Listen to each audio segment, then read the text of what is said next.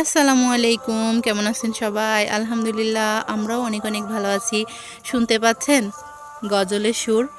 হ্যাঁ, আমাদের গ্রামে ২ দিন ব্যাপী মাহফিল হচ্ছে। তা আজকে শেষ দিন।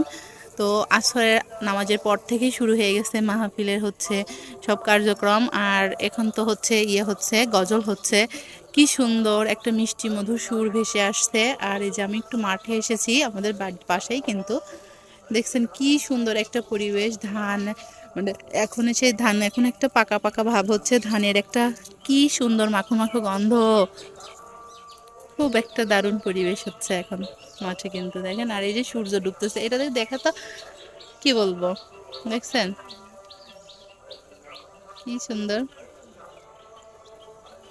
একদম ছবির মতো মনে হচ্ছে সবকিছু।